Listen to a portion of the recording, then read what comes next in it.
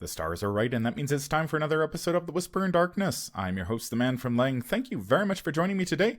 On this episode, we are taking a look at the Seeker cards in the revised core set for the benefit of new players to the game.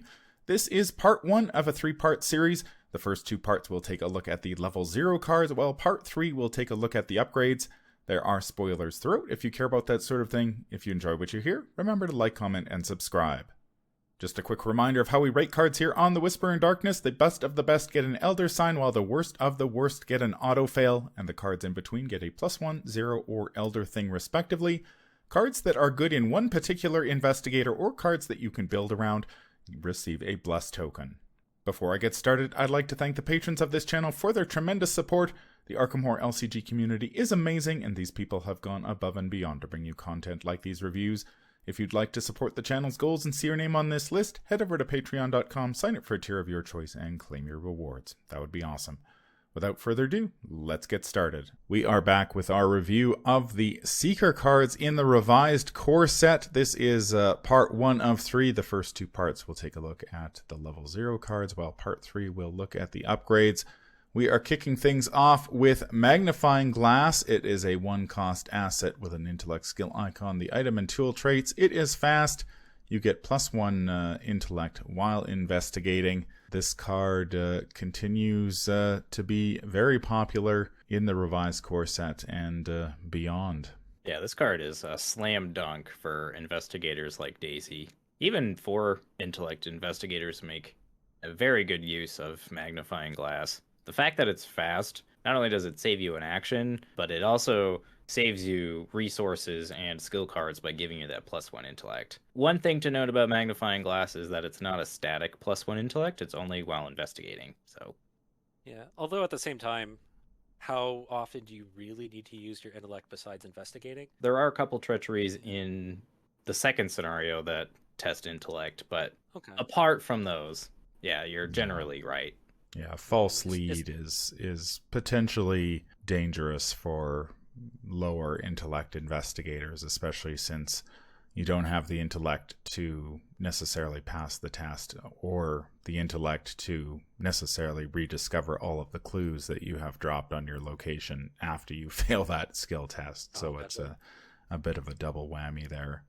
But yeah, Magnifying Glass is a card that I still play, and pretty much every investigator that can take it. We have seen a few different looks at this type of effect in the expansion packs that have come since, but the fact that Magnifying Glass is fast is a huge boon.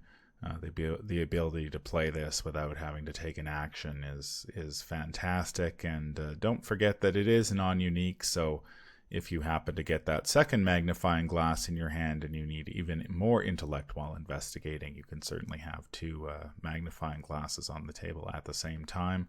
How would you rate this card? Within the context of the revised core set, this is an easy Elder Sign for me. This is a really strong card for Daisy. In Roland, it's still pretty good too, so I wouldn't sleep on it in Roland either. Yeah, I'd call it an Elder Sign as well, even beyond the core. If your primary job is going to be investigating for clues, look at 2 Magnifying Glasses. And the only reason I'd say you'd cut them is if you really, really need the hand slots for something else. But when it comes to getting a boost to something you're going to do a lot of, it doesn't get cheaper than Magnifying Glass. Yeah, I think this one is definitely an Elder Sign. Not only is it boosts Daisy up to a 6, and I think more importantly it can boost Roland up to a 4, which gives him a leg up against those locations with average to above average shroud. So he doesn't have to commit nearly as many cards to pass those skill tests if enemies don't happen to be on the table, that he can use his special ability to grab those clues. And I know I have tried some of the cards that have attempted to replace Magnifying Glass, but often I just go back to Magnifying Glass because saving that action is quite good, especially if you're playing in solo. The next card in the pack is Old Book of Lore, level 0. There is a level 3 upgrade for this card in the revised core set.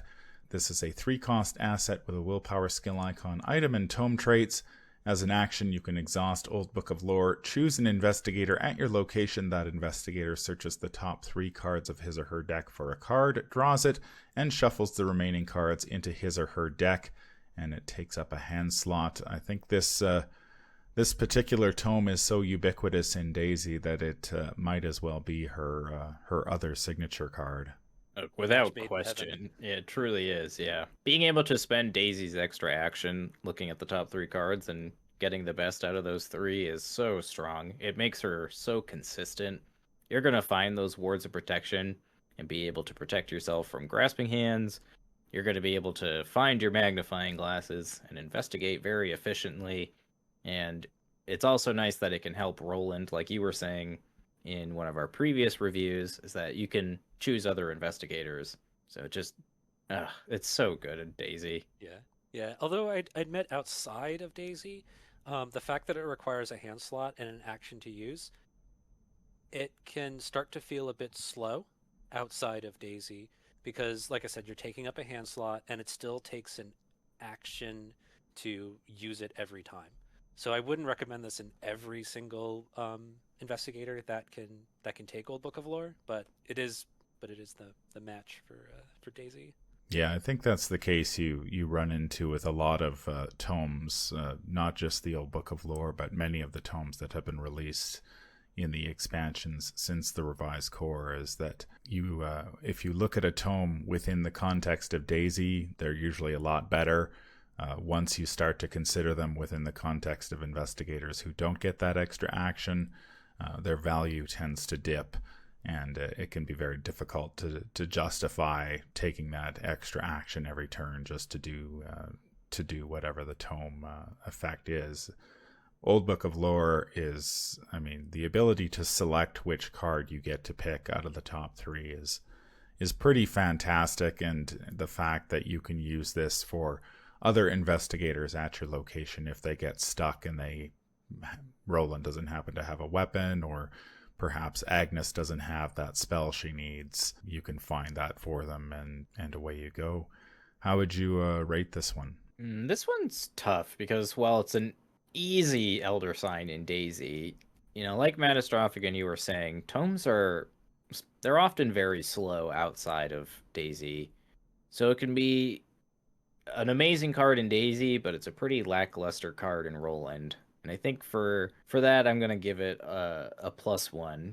It is very ubiquitous in Daisy, and there are a couple other investigators that could make use of Old Book of Lore, but by and large, it's probably going to be a little too slow. Yeah, I'd also give it a +1 as well within the context of the core set. Of course, Elder Sign ++ in Daisy, it's the match made in heaven. In, say, Roland needs weapons, they use his hands. Also, as your card pool expands, you may find some other alternative ways of drawing extra cards without having to take up a hand slot, in which case I think Old Book of Lore becomes less powerful as you find alternative ways to get the similar effect done while still keeping your hands free. But I think in the context of the core, and what is in the core, I'd say it's a +1. Certainly, there are many cards that have been released since the core set that enable Seekers to draw not just one card, but multiple cards sometimes. I guess the nice thing about the Old Book of Lore is that you can use it every turn if necessary, but like you said, it is slow outside of Daisy. Yeah, easy Elder Sign in Daisy.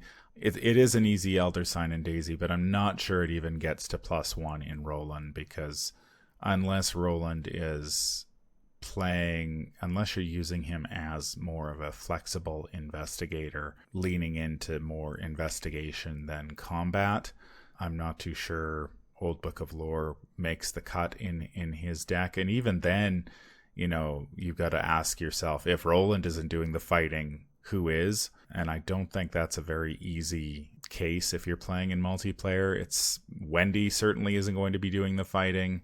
Agnes only really has one card that lets her fight, and so once she runs out of charges, she's going to be in trouble. That sort of leaves Skids, and as we discussed during our review of the Skids investigator, Skids doing a lot of fighting is not something you really want to be doing with Skids. So I think if you're playing in multiplayer, you're probably, Roland is going to be doing the lion's share of the enemy management, and you're going to need weapons for that. And so a card like this just isn't going to necessarily make the cut in Roland. So yeah, I agree. This is a tough one.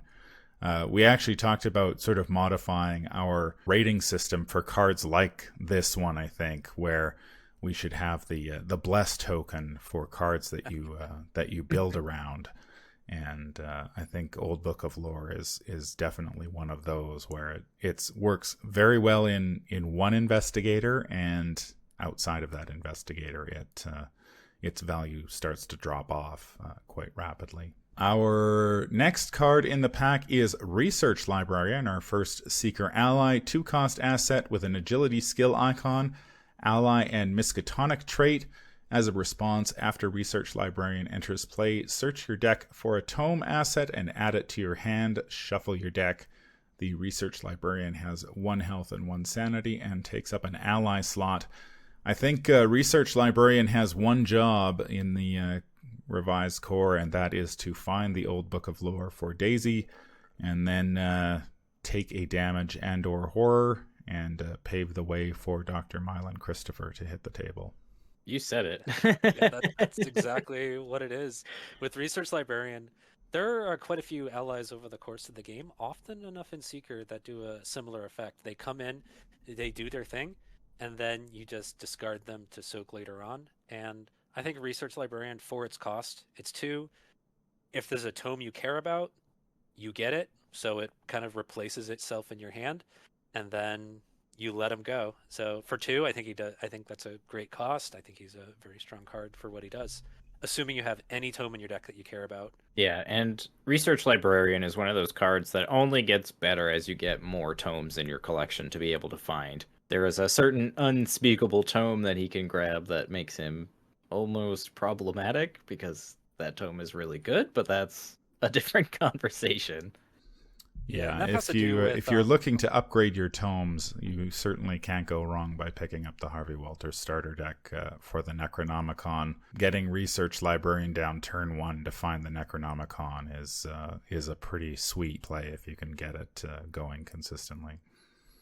Yeah, and that kind of reminds me of something else Research Librarian is also useful for, is it lets you play single copies of important tomes that, like, let's say you take Old Book of Lore level 3 out of the revised core. If you have 2 Research Librarians in your deck, you don't necessarily need to buy both Old Book of Lore level 3s. You can get away spending 3 XP knowing that you've got 2 Research Librarians to go find it for you.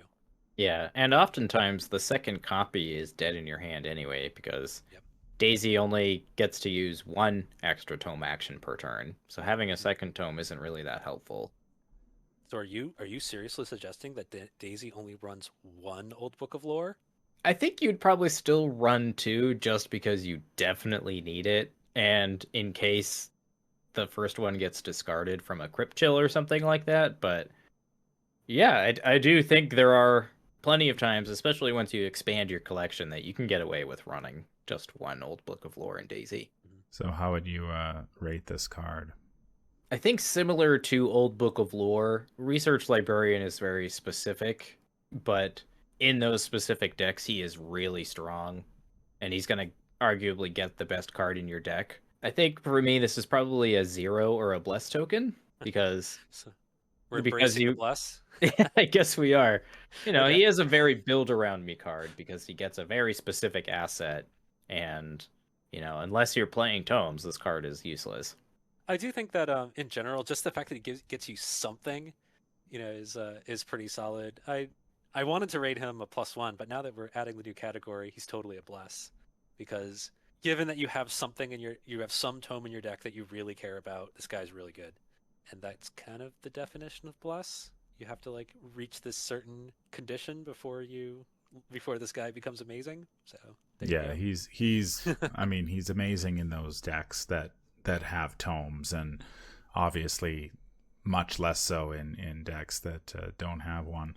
I was going to give him a +1 within the context of the revised core because he is fairly important to what Daisy wants to do. Not only just grabbing the tome, but also just providing her with a little bit of soak. Usually that for that damage, not necessarily the sanity, but if you can get.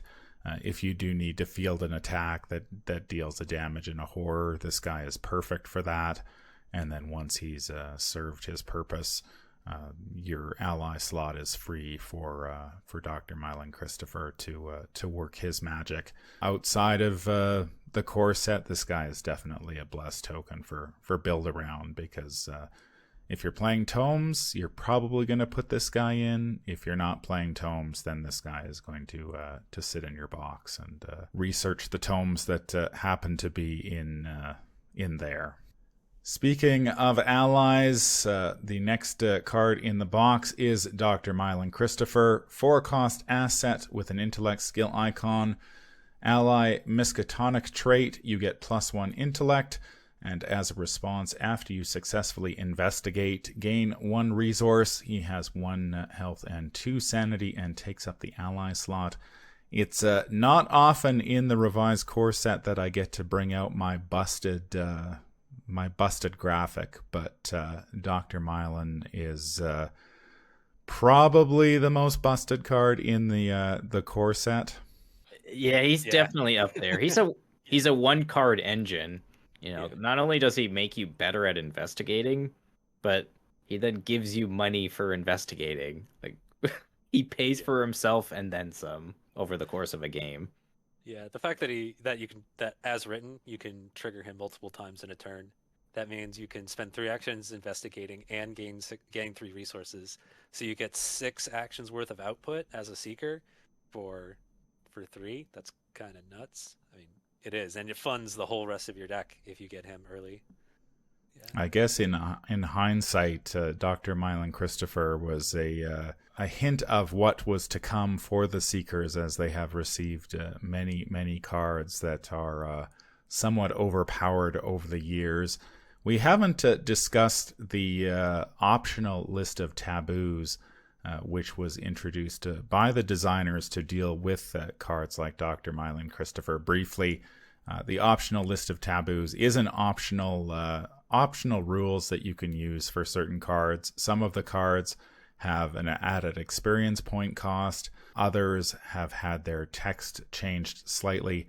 In the case of Dr. Milan Christopher, his text has been changed to say that you may only trigger his response once per turn, which is pretty much what the designers probably intended in the first place, not realizing that, taking 3 investigate actions to discover 3 clues and gain 3 resources was a little obscene. As I mentioned, the optional list of taboos is completely optional, so when you are starting off as a new player, you don't have to worry about it, and you get to experience Dr. Milan Christopher in all his broken glory. Obviously, this guy is an elder sign, and then some, without too much trouble. Yeah, without question. He's very strong. I'd say, though, that once if you do apply the taboo, and you run him such that you have to exhaust him to get your resource, so you only get to use him once a turn, I actually think he kind of drops down to about a 0 for me. I think because there's a lot of competition for that ally slot, and there are some pretty amazing allies out there. And the thing is, part of why the taboo list exists is that Dr. Milan Christopher, as written, is just like very powerful compared to pretty much anything else they could design. So they had to bring him down a bit. But once you bring him down, there's a lot of other options out there that may seem stronger for your deck than Dr. Milan. So he becomes like average, simply because of how long it takes for him to pay back. Yeah, there is also the predicament that he's also very fragile as well. He can only really tank 1 horror for you, and since Daisy is already chock full of sanity, she doesn't really need that. So she kind of, she's using her precious ally slot to have Dr. Milan Christopher, which is obviously very good, but it makes you very squishy as well, and that's something you have to be aware of when playing him. And if you spend 4 for an ally, which is a lot and then Dr. Milan Christopher goes away to a damage within a turn or two.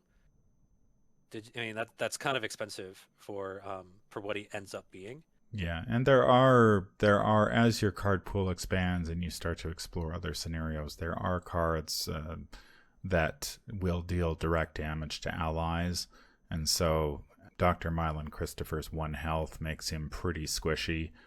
In some scenarios that feature those cards, he can go down. You can play him, and if you don't lose him to a Crypt Chill, which is in the core set, there are cards in other scenarios that will deal a damage to him, and you're unfortunately going to lose him because if he had 2 health, he'd probably be, he'd be even better than he already is. But yeah, he'll go down to those cards pretty quickly. So here's a question for you guys. Do you think it's worth it for Daisy to take Charisma to be able to have slots for Dr. Milan and Research Librarian? No. No, I don't think it is. Okay. Yeah, it's good something to think about, like what Charisma is really good for and what it isn't good for. Yeah. Yeah, I think generally Daisy wants the Research Librarian first, and then she wants him to go away. Mm-hmm. Because he doesn't add anything once he's on the table, True. Right? Like once you've got your tome, he's just taking up your ally slot, and if he had some other ability on top of what he already did, then maybe, but as he's written, he doesn't really have a spot besides Soak afterwards, after he's grabbed you that tome. The final card that we are going to look at in this section is Hyper Awareness. It is a 2-cost asset with an Intellect and Agility skill icon. The talent trait, as a free triggered ability, you may spend 1 resource to get +1 Intellect for this skill test. As a free triggered ability, you may spend 1 resource, you get +1 Agility for this skill test. Again, this is one of the talents. Each of the classes gets one of these. I believe we rated the previous talent, Physical Training, in the Guardian card pool a 0, and I think this one is pretty close to that for me as well. It is a good enemy management option for Seekers to have that extra agility, and if they have the resources from Dr. Milan Christopher to pump into this thing, it can certainly help them get away from enemies, as long as that enemy doesn't have the hunter keyword. Yeah, I think this talent is one of the better ones. I generally think that the talents that have what I would call proactive stats, or stats that you use during your turn, those ones tend to be a bit better just because you have much more control about when you're going to use them. In the context of the core, this is a pretty solid one of, like, well, it's not going to do a lot for you in the early game. Later on, as we were saying, you generally may have a pool of resources, and this is just going to be able to help you push through and complete scenarios. Yeah, I actually have take a different angle on the talents as you, Nate, and the way I see it, I really like Physical Training because it really comes in when you kind of need it most, which is at the end of the game, when that Rotting Remains will just take you out, or when you're fighting the Ghoul Priest, where missing your attack is like very, whether you miss your attack is very important. Whereas Hyper Awareness, Daisy doesn't need the intellect boost, does she? Like, she's already out of 5, and then Magnifying Glass and Dr. Milan put her to 7. Like, I don't think she needs Hyper Awareness. Yeah, it adds to her agility, and I do think there's an angle there where you can play Daisy and you can have a very inexpensive deck and rely on Hyper Awareness to evade enemies. But I feel like that's pretty narrow, because if you're playing with like a Guardian, say if you're having Daisy play alongside Roland or even Skids, I don't think that's as necessary. So I look at talents a little bit differently. I kind of like the defensive ones, or the ones that come into play when you want to dump a lot of resources into making sure you pass really important tests. Yeah, Hyper Awareness also helps her with like Locked Door and Grasping Hands as well, which are pretty annoying cards for her to have to deal with. Yeah, this is true. Yeah. And in Roland, there are going to be times where you may want to investigate a Force Round location, and right. Only having a Magnifying Glass, you might want that extra couple of points, and Hyper Awareness comes in clutch in those situations, I think. I think hyper-awareness is kind of in an awkward spot as far as talents go, because like you say, Matastrophic, Daisy doesn't need the intellect boost from this one. And if you're playing in multiplayer and you've got somebody like Roland who can keep the enemies under control, that +1 agility isn't going to necessarily come in to play all that often. Like Nate said, there are some treacheries like Locked Door where you are going to need this. The same is sort of true for Roland, unless you're really playing Roland as you want him to really investigate a lot. That +1 intellect isn't going to come into play all that often, and then he doesn't really need the agility so much. At least in the core set, most of the main sort of agility treachery that deals damage, so you don't really need the agility boost. I think hyper awareness actually gets a little bit more interesting in Roland as your card pool expands and you begin to explore other scenarios, because as the game has developed, the number of treacheries that have agility skill tests has really increased to the point where it's almost as ubiquitous as willpower treacheries. And some of those agility treacheries can be pretty nasty. So having something in your back pocket, if you're playing a campaign where you know you're going to face a lot of agility treacheries, it's nice that Roland does have this option to include this as a one-of and protect himself a little bit from those treacheries. It's also worth mentioning that there is a level 2 upgrade for hyper awareness, which reduces the resource cost to 0, and that's in the Return to the Night of the Zealot product. And the level 4 upgrade, which comes into play with 2 resources that replenish themselves, is in the Lair of Dagon Mythos pack. How would you end up rating this one? For me, I'd give this a 0. I think it's serviceable, but if you're looking to upgrade a card out of Roland, this is probably one of the slots you're looking at initially, and probably in Daisy too. But there are going to be times when, having this in play later in a scenario might come in handy. But I think apart from that, it's pretty okay. As I mentioned, I take a little bit of a different point of view on the talents and when they're good and what they're good for. So this one I don't like so much, so I actually give this one an elder thing. For all the reasons I mentioned earlier. I think there is, like I said, I think there is a way to make good use of this in a Seeker by running the rest of your deck very inexpensively, and if you're playing solo. But other than that, I don't see this making the cut a lot. Yeah, I think I rate most of the talents as a 0. I wouldn't, if I saw somebody show up at the table with a deck with this in it, I wouldn't sort of consider them to have built a suboptimal deck in any way. It's probably, as long as you're playing just one copy, there's a chance that it will be useful at some point. But I think this is one of those cards that also gets quickly outclassed, certainly by once you sort of get into the Dunwich Legacy and you get higher education.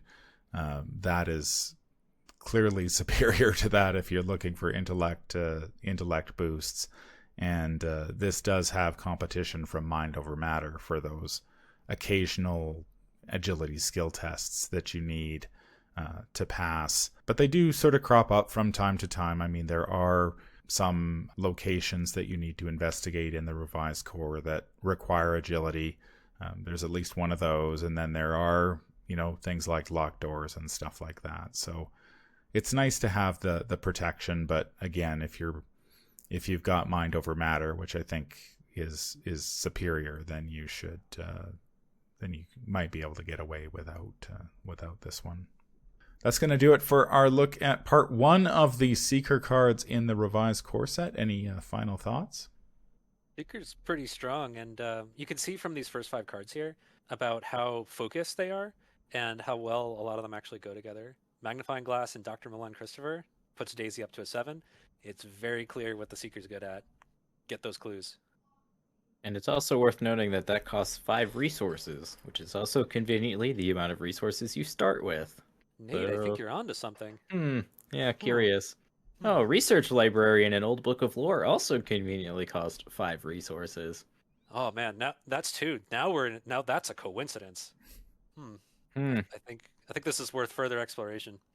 That's going to do it for this episode. If you enjoyed what you hear, remember to like, comment, and subscribe. If you need to contact me, I can be reached at manfromlang@gmail.com. I'm also on Twitter at manfromlang. Until the stars are right, keep your shotgun close and your elder sign closer. Take care out there, and happy investigating.